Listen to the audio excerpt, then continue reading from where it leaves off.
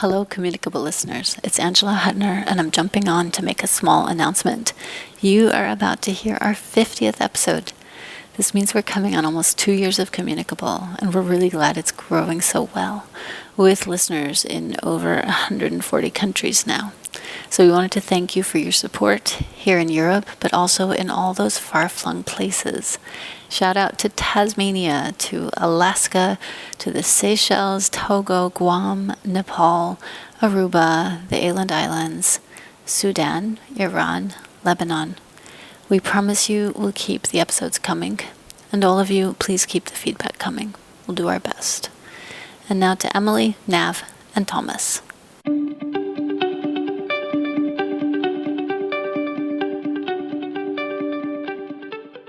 Hello and welcome back to Communicable, the podcast brought to you by CMI Communications, ESCMID's open access journal covering infectious diseases and clinical microbiology. I'm Emily McDonald, general internist and infectious disease trialist, coming to you from McGill University in Montreal, Canada, and I'm an associate editor at CMI Communications. Today's episode is the first in a recurring series called the Quarterly Catchup. So here's what you can expect for quarterly catch-up episodes. Every 3 to 4 months, we'll have CMI Comms editors pick 1 to 2 articles each that have been published in the past 3 months. We will give you our take on the studies and catch you up. We know that everyone has busy schedules and it's hard to keep track of all the science being published. We'll aim to keep these episodes short, around 45 minutes, so you can hop on the treadmill or the train or get ready for your commute. We've got you covered with a rapid-fire update on the latest research. Unlike some of our other summary episodes, such as the annual Top 10 or our post-ESCMID episodes, we might not always focus on clinical trials. Depending on which editors are hosting, we'll pick topics that we find personally interesting, so you can look forward to some variety in the science we'll be presenting on the Quarterly Catch-Up series. Today, my co-hosts are my awesome fellow editors at CMI Comms, Thomas Tängdén and Navaneeth Narayanan.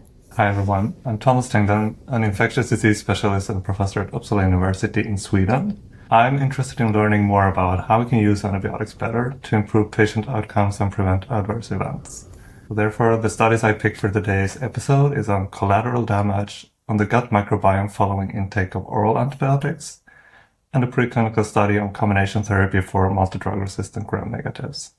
Hi everyone, it's nice to be here with Thomas and Emily. I'm an infectious disease pharmacist at Rutgers University and also an associate professor there at the School of Pharmacy. I'm interested in tuberculosis as well as HIV and drug-resistant bacterial infections. So for today, I picked a trial, which is the first genotype stratified randomized controlled trial for TB meningitis, and then another trial that was published very recently in New England Journal of Medicine looking at long-acting injectables for HIV. Okay, great. I'll go first with the 2 studies I picked. The first study I picked is because of my hatred of mosquitoes, and also because I saw a lot of opportunities for mosquito puns. So this was dengue suppression by male Wolbachia-infected mosquitoes, published in the New England Journal of Medicine in February by first author Jutao Lim and colleagues. Dengue is becoming more common because of climate change and urbanization, and there are very limited options to prevent or treat it. There have been trials of repellents that are somewhat effective, but chemicals have unwanted side effects. So very cool. We have learned that Aedes aegypti mosquitoes that have been infected with Wolbachia pipientis bacteria may reduce transmission of dengue virus. This is an approach that's been tested whereby they released male and female infected mosquitoes to replace the wild-type mosquitoes. So this worked in a previous cluster randomized trial in a city in Indonesia, but apparently the protective effects can vary. Okay, so these scientists were itching to try out a different technique. The approach they studied was to irradiate male A. aegypti mosquitoes that were infected with Wolbachia bacteria and release the males. Apparently, this can be more effective than the other technique. And this is because when you release infected lady and male mosquitoes, there can be improper sex sorting, and the mosquitoes can still mate and become established in the region. But if you irradiate the infected male mosquitoes and release only infected males, they can't have viable offspring with uninfected females. And if you do this repeatedly, so you release them over several cycles, it's possible that it could take a bite out of dengue transmission. As these authors put it so eloquently, this trial builds on baseline entomologic and epidemiologic field studies. Bugs infected with bugs to kill viruses. Genius. This was a cluster randomized trial that took place in Singapore. There were 15 clusters, and 8 clusters received infected male mosquitoes, and 7 clusters received none. The primary endpoint was symptomatic dengue, and what they found was that the percentage of residents in the intervention clusters who were dengue positive was lower than the percentage of residents in the control clusters. So out of 5,722 tests, there were 354 cases of dengue. So that's about 6% in the intervention arm. And then in the control arm, there were 7,080 tests performed, of which 1,519 were positive. So that's 21%. So a 6% rate of infection in the intervention versus 21% rate of infection in the control. So the protective efficacy of the intervention actually ranged from about 71 to 72% with 3 to 12 months or more of Wolbachia mosquito exposure with an odds ratio of 0.28 to 0.29. So seems to be pretty effective. My question to my co-host is, should we invest in designer mosquitoes? I'm just going to say that your puns are on point. I usually don't give you credit for your puns. Thanks, Nav. But you're on point for this one. I found this so fascinating, though, when I've seen this in previous trials. How you get to this point of thinking about infecting mosquitoes to prevent a transmission of a different pathogen is just so genius to me in that way, and just shows how much you need to invest in sort of innovations, because you never know when a brilliant outcome is going to come out from this very innovative thing. So I love this study. I'm glad that you presented this. Yeah, I totally agree. I remember when I first read about this technique, I thought this is the type of innovation that we need in science. Very cool. And I love that they're continuing to still think about what's the best way to optimize it now. Yeah, and to me, I also love this study, and I think it's interesting because it brings sort of a new approach or a new concept to preventing disease. There are 2 components that are interesting to me. First, the thing that we're using microorganisms to treat microorganisms like we would do in bacteriophages, but this is also about prevention. How can we actually prevent disease rather than treating? It's cool. I also like that they use cluster randomized in order to deploy the intervention. Kind of cool to think about, how you're going to actually get the mosquitoes out there and how you can have a control. Okay, I'll move on to my second study, which was a reanalysis of 2 trials. So it was adjunctive fosfomycin for the treatment of Staph aureus bacteremia, a pooled post-hoc analysis of individual participant data from 2 randomized trials. This was published in CID by first author Francesc Escrihuela Vida and colleagues. Staph aureus bacteremia has high mortality. Many combination therapies have been tested without success. So we have RCTs of RIF, GENT, ceftaroline-based therapies, Vanco, Dapto, all have failed to show benefit, and several have actually shown increased harm. Fosfomycin blocks peptidoglycan synthesis and has some synergistic bactericidal features and anti-biofilm properties. So another in the long line of combination therapies to be tested for Staph aureus bacteremia. There were 2 fairly recent RCTs that tested phospho combination therapy. So I'll tell you about the individual studies, and then we'll talk about the combined analysis from the individual patient data. So Baxarm was the first study. It compared high-dose daptomycin, so that was the backbone therapy, and by high dose, they gave 10 milligrams per kilogram per day in combination with fosfomycin.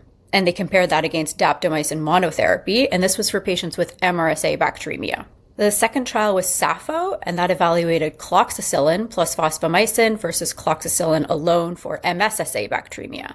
Neither found a benefit for treatment success or mortality. Both seemed to suggest that it could decrease the duration of bacteremia, and both studies were stopped early. So the present study pooled individual patient data from both studies. The authors combined the intention to treat populations. So these were MRSA and MSSA bacteremia patients. They got at least 1 day of the study drug.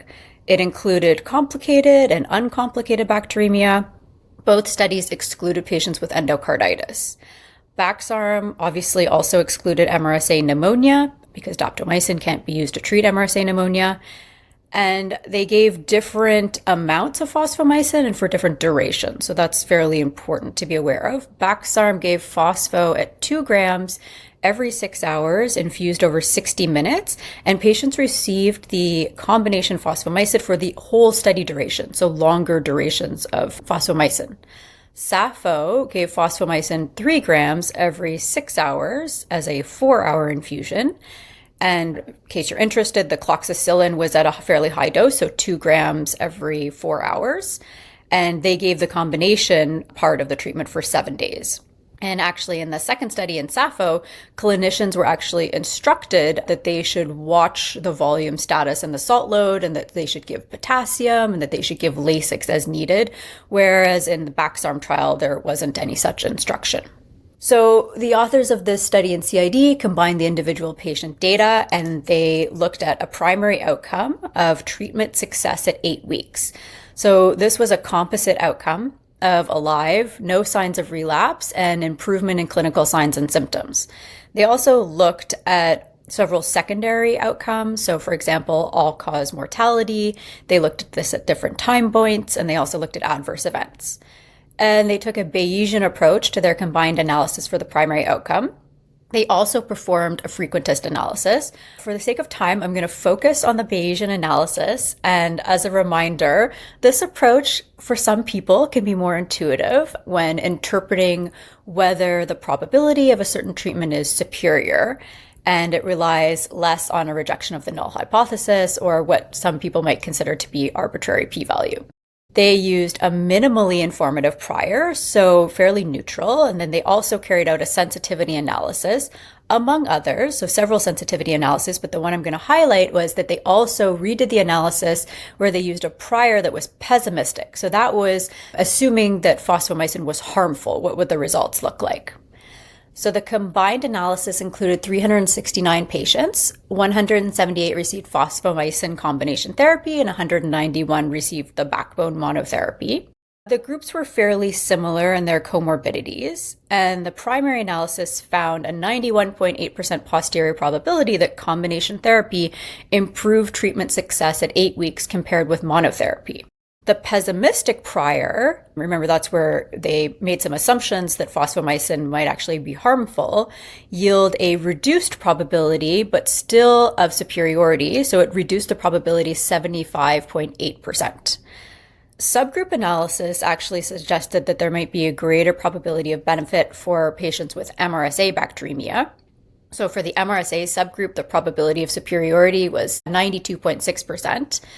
And for MSSA subgroup, it was only 73.7%. And nosocomial acquisition also looked like there was a higher probability of superiority from the combination therapy. So when they looked at the nosocomial subgroup, there was a 93.8% probability of superiority versus actually quite a reduced probability, so only 47.9% in community-acquired Staph aureus bacteremia. And then finally, the relative risk of adverse events leading to treatment discontinuation was clearly higher in patients with combination therapy with phosphomycin. So the relative risk was increased to 1.97 with a credible interval of 1.04 to 3.92. And this was particularly true in the Baxarm trial. So the posterior probability of harm was 99.3% compared to the Safo trial, where the probability of harm was 72.1%.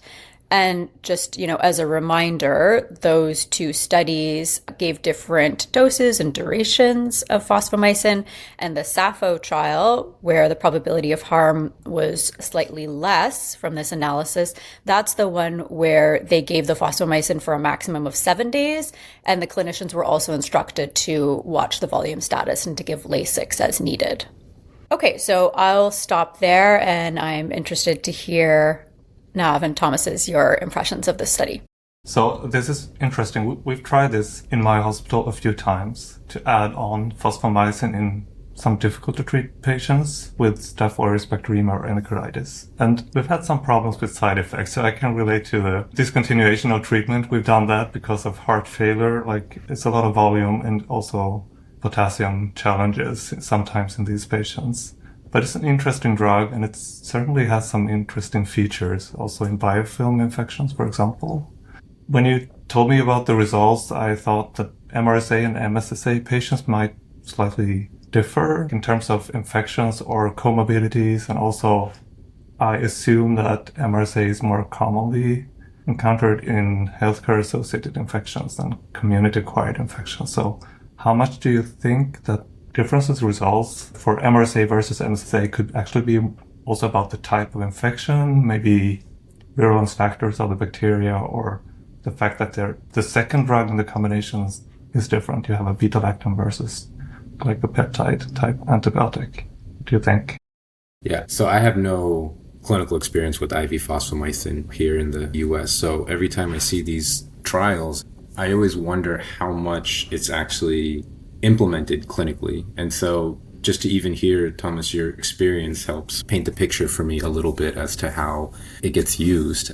I don't think there's a lot of questions of are some of the agents that we have for Staph aureus bacteremia effective, but the problem is that, in my opinion, it's just not effective enough, right? There's still so much morbidity and mortality related to Staph aureus bacteremia that there's always some room to improve in terms of how efficacious our agents can be. And so it's nice to see these trials, and I actually enjoy seeing them being analyzed in this way. Like Emily said, I think we need to start thinking a little bit more innovatively, not just about the technology or the therapy, but also how we analyze these trials. And I think it contextualizes how we apply this in clinical practice. So from a methodology standpoint, I really find it fascinating and pretty impressive as well.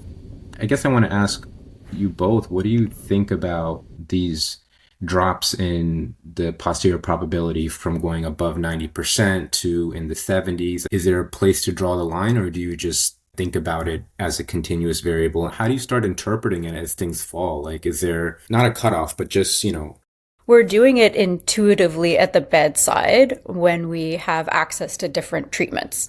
Sometimes we're doing it without any data, right? So we're saying, okay, well, we know that fosfomycin has a good effect on biofilm. So I'm going to try and use it in this really sick patient and see if that makes a difference.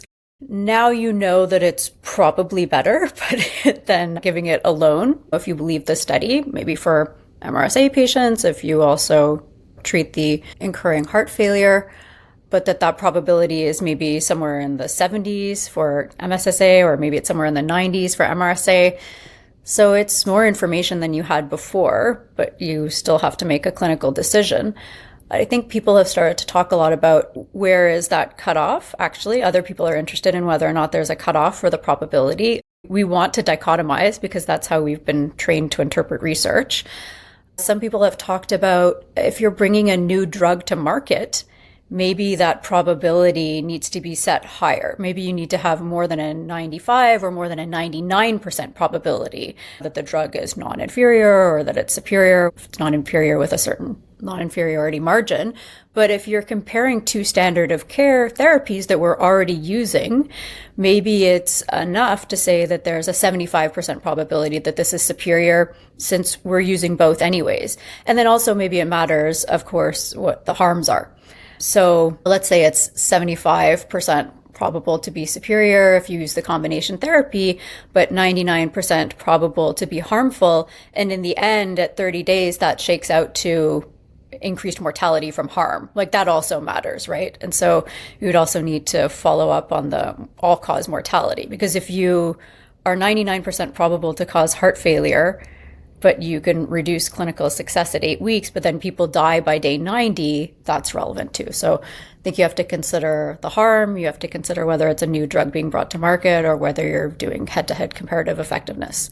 Kind of a long answer, but just my thoughts on those things. No, that's helpful, at least for me, just to hear how you think about it as well.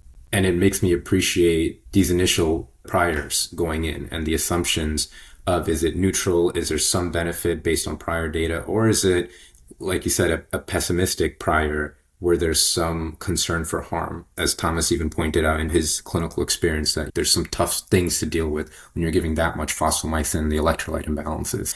And the reason I ask is kind of what you alluded to, is just eventually when these things catch up from like a regulatory perspective and bringing new drugs to market, and if this is a more intuitive and a more valid way that speaks to what's happening clinically, at some point, regulatory agencies are going to have to put out guidance or think about these types of things. So I just wonder, and if there's a buzz in sort of the clinical world, then hopefully that informs some of these regulatory parameters that get put probably in the future sometime if that happens.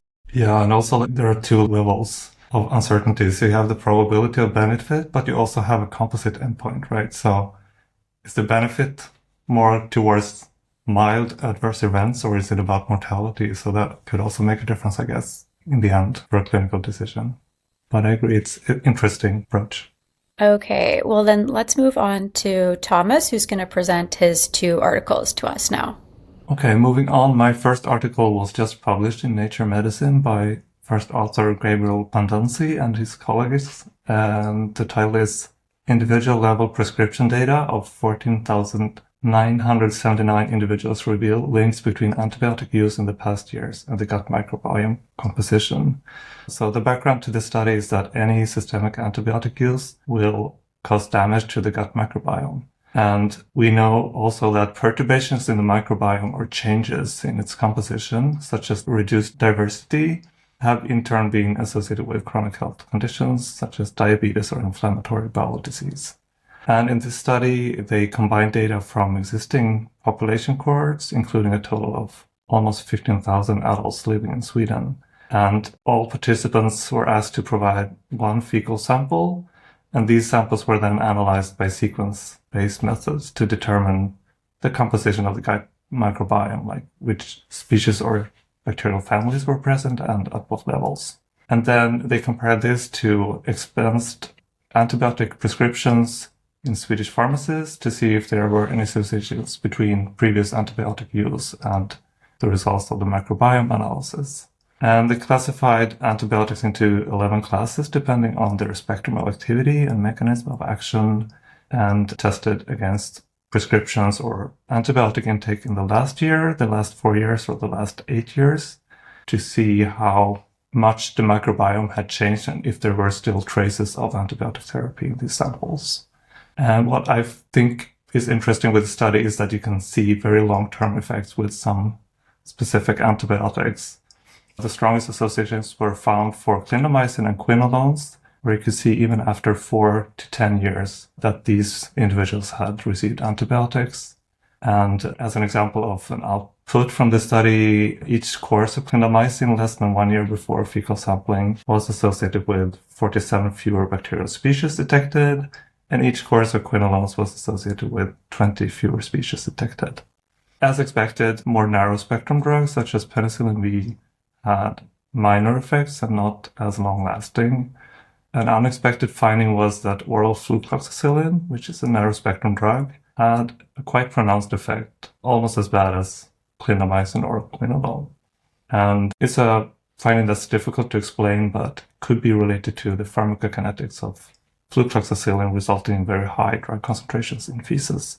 So these are the main findings of the studies. Emily and Nav, do you think these kind of studies are informative and should guide clinical practice, or any other thoughts? My personal opinion is, and I'm biased because I very much am interested in the microbiome as well as the effects of the microbiome on the heterogeneity of treatment response. So do I think that these results are important? I do. It's very hard for it to directly impact clinical practice at this level. Do I think it's something that should be in the back of clinicians' minds in general? I do, just the same way that you should be thinking about environmental sustainability in terms of IV to PO amongst those clinical decisions. So there's a lot of things that I feel should be seated in the broader thought of how you make decisions, but is it going to necessarily make a very specific change in patient to patient? Maybe not so much at this level. But I think the more that we learn about this, it sets a new scientific context of how we think about the benefits and harms at a broader level, right, in terms of antibiotics and drug choice. So maybe not at a patient level, but I do think these types of studies are really important because it also affects how we do microbiome studies in general, right? Because of how long lasting some of these effects are. We usually think 6 months out, the microbiome sort of comes back to its baseline in some of these studies, but maybe that's not really the case. And so it's an important consideration, I think, when you're doing microbiome studies as well and thinking about how that leads to other disease processes. Yeah, and like you say, there were no clinical outcomes in the studies, just observing changes in the presence of bacterial species, many of whom we can't cultivate or many of whom we don't really know the biological function of. So there's definitely a gap from this type of observations to clinical importance that we still have to learn more about, I guess. Yeah, I think we're really early on in what we know about the impact on the microbiome. I'll add two things. One, I wonder what patients would think of this data if they knew that taking an antibiotic could affect their microbiome for 4 to 6 to 8 years. Could be something really important for the public to be aware of. Often people go to the doctor maybe requesting antibiotics in the outpatient setting. So something to be considered about how to translate this information out to the public. And then I'll make one incendiary comment, which is, I'm a big proponent for early oral switch, but maybe we need to learn more about the difference between oral versus intravenous antibiotics on the gut microbiome. Just, something for us to keep in mind for future studies. Yeah, those are two very important points. And I think we learned from a national initiative on communication of the risk of taking antibiotics to patients that this is a very strong message. If you tell a patient that we don't think that antibiotics will help you, and you can probably have traces of this for years, like especially if you give them a quinolone as a treatment option. Many of the patients would actually choose not to take antibiotics in that situation, even though we don't know exactly what the implications are. But just the fact that it could be potentially important. And the second point is also something we're discussing a lot in stewardship discussions here in my institution. Like you said, early oral switch has always been one of our main messages, but actually, if you think about the gut microbiome, oral drugs are likely to give higher drug concentrations in the fecal setting. So for sure, it could be the opposite in terms of selection of resistance than we anticipated. So it's difficult to find out more about this. Yeah, I find it pretty interesting how there's continued competing interests, right, in the benefits of one treatment strategy, and then maybe some signals or thoughts that maybe there are not necessarily harms, but not 100% beneficial, right? Like if you have someone that is 85 years old, they weigh 45 kilos, and are you going to switch them to a quinolone for 3 more weeks of therapy and you're worried about adverse reactions? It's just at the individual patient level, you have to start weighing some risks and benefits. And this just seems to add something in general. I mean, we're very far from having harm understood of these long-term effects from this particular study, but I actually think this is pretty helpful because I see more and more microbiome in the mainstream communications and media. And so I think the general communities that we serve are becoming more and more aware of, and maybe they don't necessarily know the scientific details of how disturbance in the microbiome could lead to chronic diseases, especially early in life and all these other aspects, but they hear the microbiome. I mean, I see commercials of like soap and body wash talking about the skin microbiome, right? And all those drinks that they show with probiotics, and it's improving the health of your microbiome. So I think it's mainstream now. So even though there's other maybe more clinically definitive reasons why to avoid antibiotics, this might be a way to really open the eyes of patients to say, you have to think twice before you take antibiotics if there's not a really strong indication for it. I might have some other patient communication benefits, I think, with this type of work. Okay, let's move on. The second study is a preclinical study on antibiotic combination therapy from Quentin Vallée and his colleagues, published in CMI recently. And I apologize beforehand if this is too technical for some of our listeners. The title is Evaluating the Antibacterial Activity of Ceftazidime, Avibactam, and Aztreonam Combinations Against Multidrug-Resistant Stenotrophomonas multifiliae Complex Isolates in a Hollow Fiber Infection Model. So the background to this study is obviously merging multidrug-resistant gram-negative bacteria and the lack of new antibiotics. Even with the newer drugs that we got in the past 10 years or so, we sometimes find ourselves in situations where there are actually no available drugs that seem good enough for monotherapy, and that's when we move to combination treatments. In this study, they targeted Stenotrophomonas multifiliae, which is intrinsically always resistant to carbapenems and usually also resistant to many other treatment options such as aminoglycosides or quinolones. And especially in patients where cotrimoxazole cannot be used due to resistance or intolerance, combination therapies are probably needed to achieve additive or synergistic effects. So what they did was they evaluated a combination of aztreonam together with a fixed combination of ceftazidime avibactam in vitro. It's a preclinical study, and they compared it to the standard treatment of cotrimoxazole. Hello, Communicable listeners. It's Angela Huttner, and I'm jumping on to make a small announcement. You are about to hear our 50th episode. This means we're coming on almost 2 years of Communicable, and we're glad it's growing so well, with a listenership now in over 140 countries. We wanted to thank you for listening here in Europe, but also in all those far-flung places. Shout out to Tasmania, to Juneau, Alaska, to the Seychelles, to Togo, Guam, Nepal, Aruba, the Åland Islands, and also to Sudan, Iran, Lebanon, all of the Middle East. We promise you we will keep the episodes coming. And all of you, please keep the feedback coming to us. We'll do our best. And now to Emily, Nav, and Thomas. They used 11 strains sampled from patients in the US and first did more simple time-kill experiments with static, meaning constant concentrations throughout the experiments. Then they created a PK/PD model mathematically based on these data and made predictions of the synergistic effects of the combinations or whether they're likely to result in bactericidal effects or synergy at concentrations achieved in treated patients in blood. And finally, they made also in vitro experiments using 2 of the strains in a hollow fiber infection model where you could add dynamic drug concentrations that mimic exactly the kind of pharmacokinetic profiles that you will get in patients. Outcomes in this study is described as reductions of the area under the log transformed bacterial count and emergence of resistant bacterial populations. So this means it's a measure of the amount of surviving bacteria throughout the experiments and also if you're likely to get resistant populations of bacteria during therapy. The results were promising for the 3-drug combination of aztreonam and ceftazidime avibactam when you compared it to cotrimoxazole. You could see a better bacterial killing after 24 hours and also suppression of the most resistant emerging populations. In the end, the authors concluded that this combination seems to be promising and should be further tested in animal models.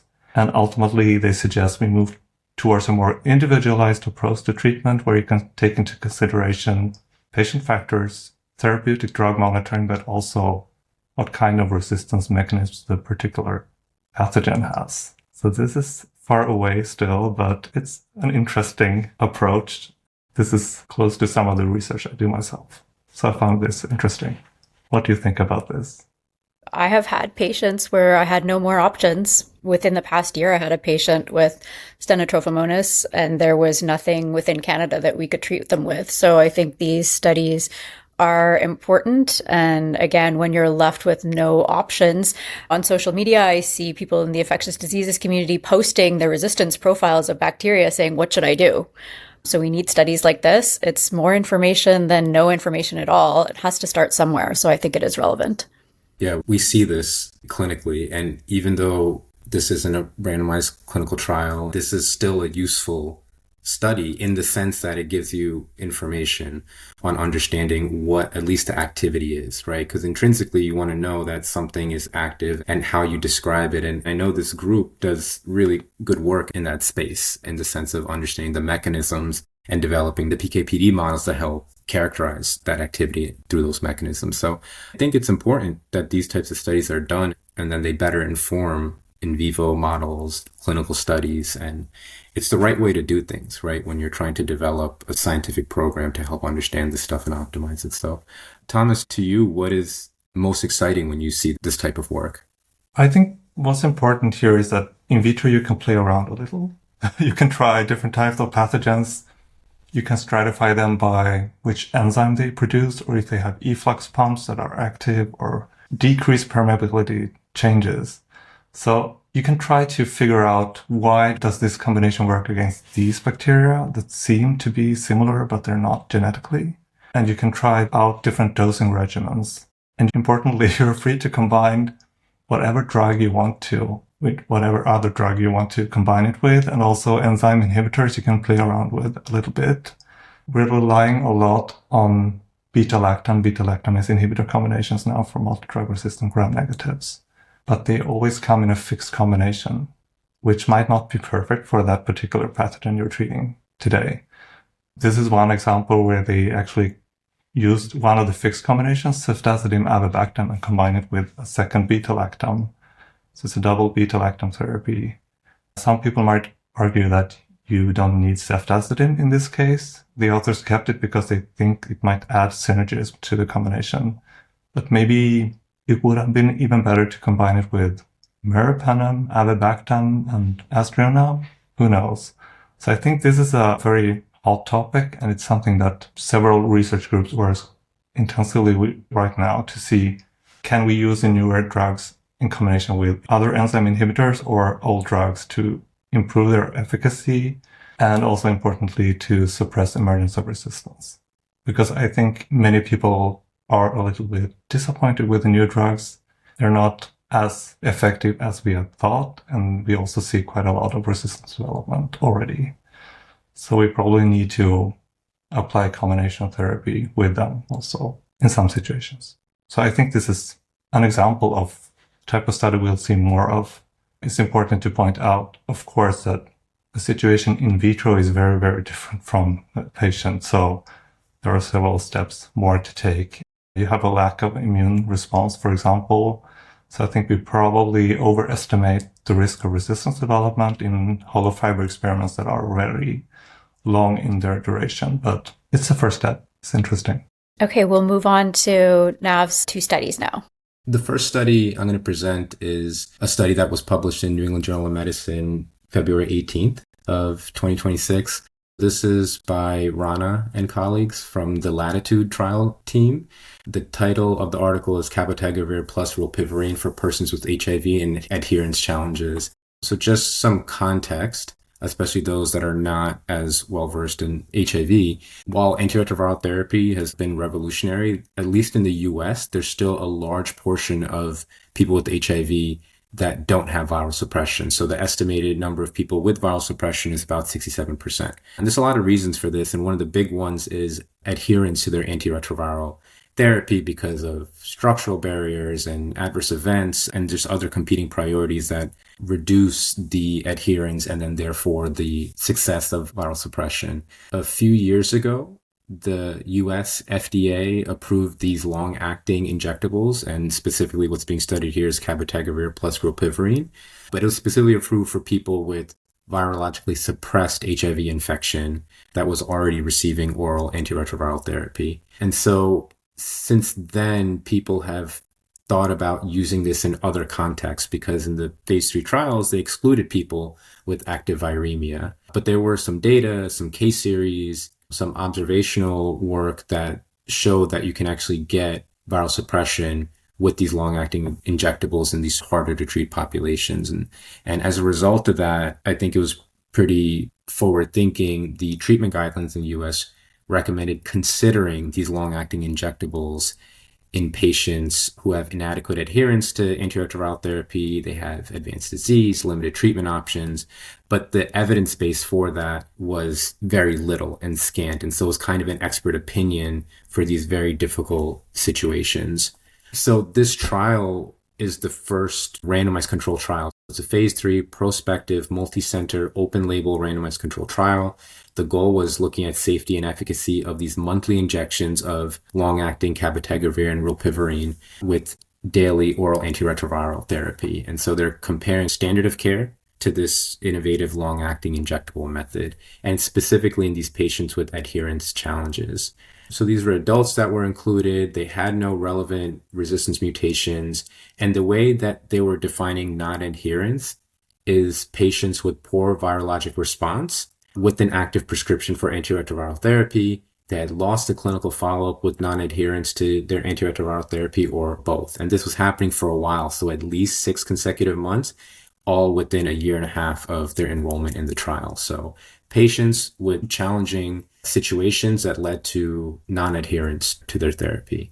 And the reason I picked this study, as well as the next one we'll talk about, is the design and the population they included, I think, is pretty interesting. So right off the bat, you're doing a randomized controlled trial in a challenging clinical situation in patients with non-adherence, and they've been on therapy for quite some time. And the other thing is their trial design was very interesting. So they had 2 steps. This first step is they enrolled all these patients.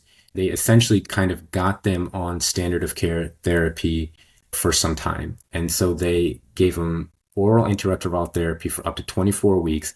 They gave them conditional economic incentives and standard of care adherence support and counseling. At that point, those that met virologic suppression were then randomized to the long-acting injectable or just continuing standard of care at that point. If you're looking at the paper, the first figure, I think, is the best to just see the design very easily.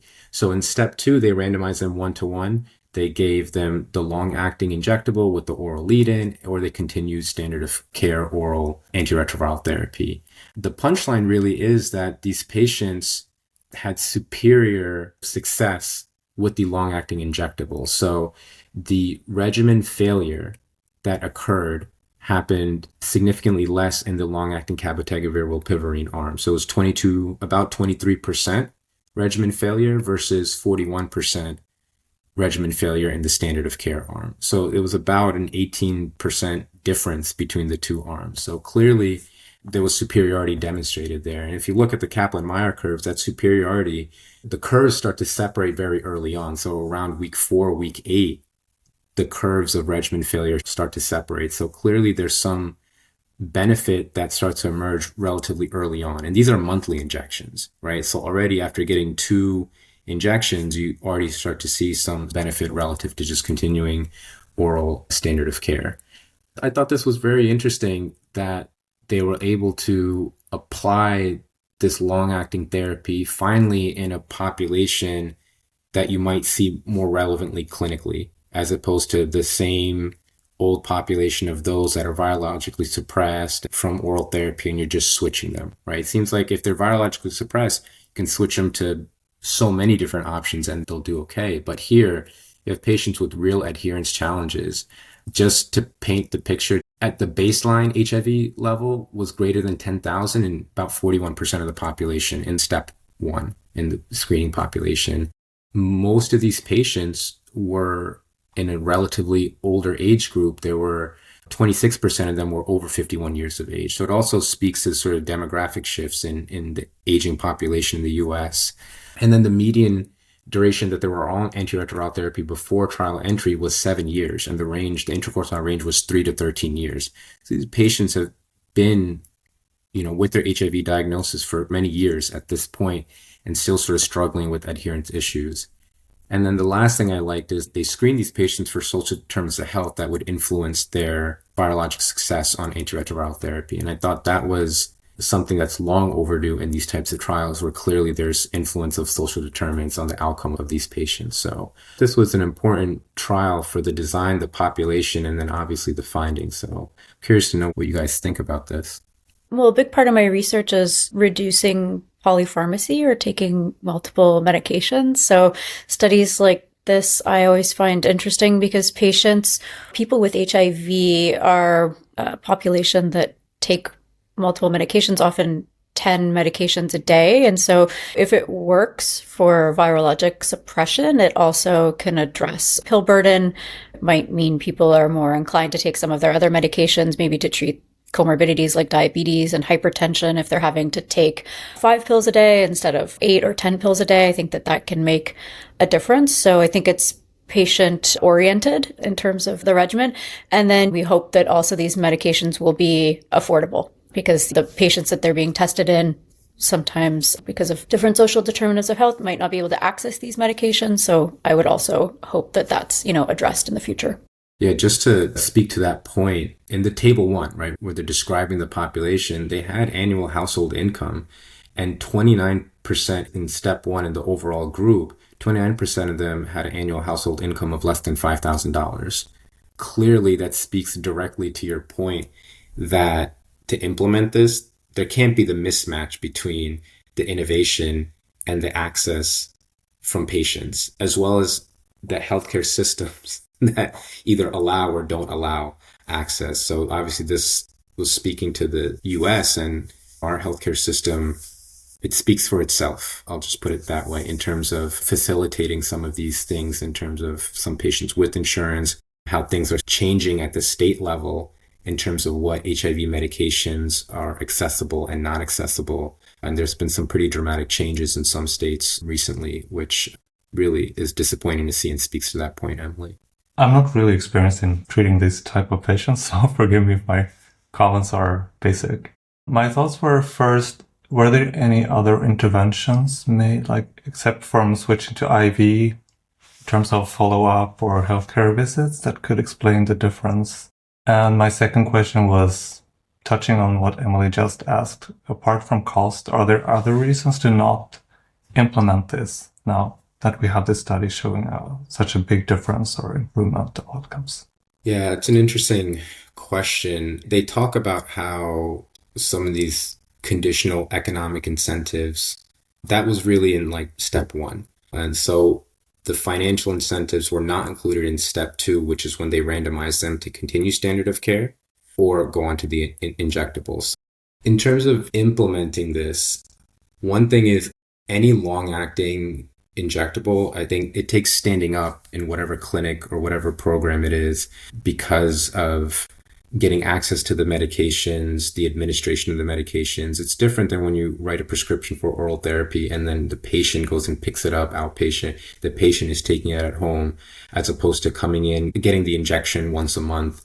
Who's going to do the injection, the ordering of the drug in the clinic. So there's some logistical things that I think always need to be taken into account, but this has been shown, at least proof of concept, to be implemented in tough to treat situations. And some of those case series, it was patients that had housing instability and they had active viremia still. And so I think there are some challenges and logistical barriers that have to be considered, but I certainly think it can be implemented if there's sort of effort put into that. I don't think it's prohibitive to be able to do this for patients in a very standard clinical setting. All right, so with that, let's move to the second paper that I thought was quite interesting. So this was a paper published in Nature Medicine. It was published online January 15, 2026. The title is Genotype Stratified Adjunctive Dexamethasone for Tuberculous Meningitis in HIV-Negative Adults, a randomized controlled phase 3 trial. This was out of the Oxford University Clinical Research Unit in Ho Chi Minh City, Vietnam. This was led by Joseph Donovan and colleagues. And any folks that have read clinical trials on tuberculous meningitis are probably very familiar with this research group out of Vietnam. And so I picked this one because I thought it was very forward-thinking into precision medicine and how we have to use more information about the immune response to better understand treatment response ultimately and clinical outcomes. So for TB meningitis, which is the most lethal form of meningitis, there needs to be strides that are made in improving clinical outcomes. And one of those interventions or strategy has been using corticosteroids in these patients. So suppression of the harmful intracerebral inflammation that you get with TB meningitis. The problem is that there's a lot of inter-individual heterogeneity in that inflammatory response. And some of the early work done by this group, so in this leukotriene A4 hydroxylase, so this LTA4H, there's genotypes. So there's a TT genotype, a CC genotype, and a CT genotype. And those sort of vary in their inflammatory response. So the TT genotype is thought of as a hyperinflammatory genotype in terms of the host immune response. So the question is really for the other genotype, the CT and the CC genotypes, does dexamethasone have an impact? Is there a clinical benefit to it? And then on the flip side, which is why I appreciated Emily's talk about the fosfomycin part, is there even potential for harm in giving dexamethasone in this subgroup based on genotype? And so that was what this group of researchers are trying to understand. And they've seen this in some models, and they've seen this in analyses of previous studies. They did this clinical trial in patients without HIV, and they stratified based on their genotype. And this is sort of the first randomized controlled trial for TB meningitis stratifying by this genotypic marker for inflammatory response, which I thought was really fascinating to see. Their primary objective was sort of twofold. They wanted to know if placebo is non-inferior to dexamethasone in patients without HIV. All of this is in patients with HIV. And they wanted to see, is it non-inferior in the CC and the CT genotype, in addition to just, standard anti-tuberculosis treatment. Essentially, if placebo is non-inferior to dexamethasone, then it's showing that it's really little reason to give dexamethasone in this genotypic subpopulation of the CC and the CT group, right? If it's non-inferior. On the other end of it, because there might be some evidence of harm with dexamethasone in this population, they also wanted to look at superiority of placebo to dexamethasone in clinical outcomes, because that would sort of solidify that there is harm from dexamethasone done in this group if placebo is actually superior in terms of clinical outcomes. So it was this kind of two-phased non-inferiority trial and a superiority trial to look at the difference between dexamethasone and placebo in this genotypic subgroup. So I thought that in and of itself was pretty innovative and fascinating to see how they designed this trial with all this being informed by these previous trials and this genotypic immune response. The punchline really for this is that there was no evidence of harm for dexamethasone, and the placebo is not non-inferior. So that's saying if you put all this together, you should continue to use dexamethasone based on guideline recommendations, regardless of this LTA4H genotype. There's still modest benefit, but regardless of the modest benefit, given it being such a high mortality disease, this supports just continued use of dexamethasone, and that's independent of the genotype. And keeping in mind that you don't check or see that genotype in routine clinical practice. And that's part of the point of this, is to see if there is harm or if there was clear benefit in understanding the use of dexamethasone in these specific genotypes. Should that start to become something that gets looked at in clinical practice to make the stratification clear? But based on these trial results, it doesn't really provide much information to know the genotype to actually influence clinical management. And so dexamethasone should be given regardless of what that genotype is. Placebo was not non-inferior, and it didn't also demonstrate superiority. But it took me some time to wrap my head around these sort of dual findings when you see that. So I'll pause there for a second. I'll describe a little bit more of the trial as we go. But just to get right to that finding, what do you think when you hear those types of findings? So to be not non-inferior, if we break it down, you would need first to set your non-inferiority margin. And then with your result and its confidence interval, it didn't fall into the non-inferior range. Then look separately and you have to say, okay, for it to be superior, whatever result you have also has a confidence interval around it, and that confidence interval would need to not cross over 1. So you could be both not non-inferior, and you could also be not superior, and you have a confidence interval and a finding that falls somewhere in the middle. That's exactly right. So for folks, I would encourage that are wanting to see this visually, if you look at figure 3 in the paper, that's exactly what it's showing. So just to put some numbers on this qualitative verbal result that I was presenting, the hazard ratio was 0.99. The non-inferiority margin was 0.75 of the confidence interval for the hazard ratio, and the lower bound just crossed that. And if you look at the figure, it's like basically on that, because the confidence interval spans from 0.75 to 1.31. And so it's like right on there for this specific CC and CT genotype. And then it's basically smack dab on 1. And then the confidence interval spans and just crosses that non-inferiority margin. So exactly what you described, Emily. So it was deemed both not non-inferior, and superiority was not demonstrated in this specific randomized group of the CC and CT. So that's why they're saying that dexamethasone has a modest benefit and should be used regardless of this genotype. And one other thing I'll say is they had this pre-planned, this a priority planned individual participant meta-analysis where they took this previous trial that they did in 2004, as published in New England Journal of Medicine, that showed dexamethasone had a mortality benefit. And then they took this trial because this was all done at the same hospital. There was a lot of similarities in the design. And so they did this individual level meta-analysis. It had over 1,100 adult patients. And this also just reinforced that finding that dexamethasone has a modest benefit in this population of those without HIV and should continue to be used. But I thought it was very interesting because this is the first genotype stratified randomized control trial. The whole design of it is being informed based on what they're learning about the inflammatory response and how there's genotypes that are associated with that. The thing is, this was all done in Vietnam.